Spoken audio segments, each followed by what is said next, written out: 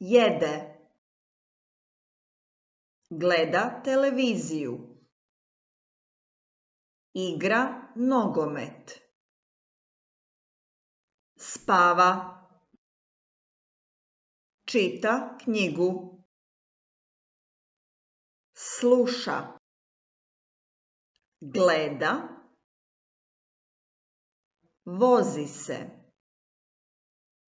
plače, piše, pleše, skače, pliva, čisti, vozi, kuha,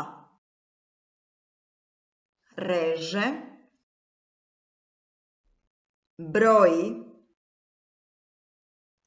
penje se, kopa, budi se, jaše, pere zube, pije, pere suđe, baca, grli, miriše.